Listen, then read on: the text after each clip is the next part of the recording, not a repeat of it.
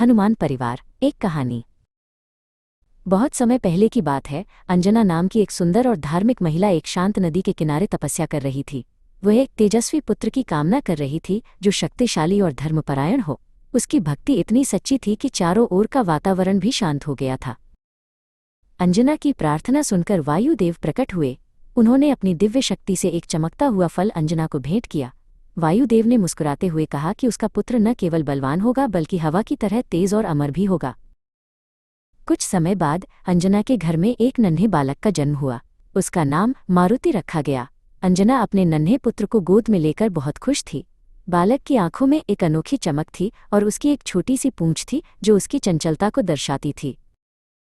मारुति के पिता केसरी, जो एक महान वानर राजा थे, अपने पुत्र को देखकर गर्व से भर गए। उन्होंने बालक को अपनी शक्तिशाली भुजाओं में ऊपर उठाया। केसरी जानते थे कि यह बालक भविष्य में बड़े बड़े काम करेगा और अपने परिवार का नाम रोशन करेगा।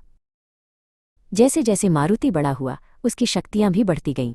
एक सुबह उसने आसमान में चमकते सूरज को देखा और उसे एक मीठा फल समझ लिया।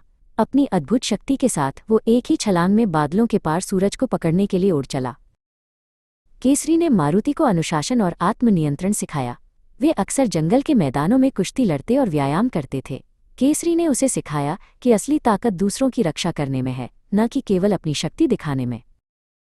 शाम के समय अंजना मारुति को धर्म और भक्ति की कहानियां सुनाती थी। वो उसे बताती थी कि हृदय में प्रेम और सेवा का भाव होना सबसे बड़ा गुण है। मारुति अपनी माँ की बातें बहुत ध्यान से सुनता और उन्हें अपने जीवन का आधार बनाता। जैसे जैसे मारुति युवा हुआ, उसे अपनी जड़ों का एहसास हुआ। उसे महसूस हुआ कि वायुदेव उसके आध्यात्मिक पिता के रूप में हमेशा उसके साथ हैं। जब भी ठंडी हवा चलती, मारुति को एक अदृश्य शक्ति का सहारा मिलता जो उसे ऊंचाइयों तक ले जाती थी। अंजना और केसरी अपने महल की बालकनी से मारुति को देखते थे, जो अब हनुमान के नाम से जाना जाने लगा था। वे गर्व महसूस करते थे कि उनका पुत्र अब सत्य और न्याय की राह पर चलने के लिए तैयार है। उनका परिवार प्रेम और विश्वास की एक अटूट कड़ी था। हनुमान ने अपने माता पिता के चरणों में झुककर आशीर्वाद लिया। उन्होंने ठान लिया था कि वे अपनी पूरी शक्ति दुनिया के कल्याण और प्रभु की सेवा में लगा देंगे। हनुमान का परिवार हमेशा उनके हृदय में रहा, जिससे उन्हें हर चुनौती से लड़ने का साहस मिलता था।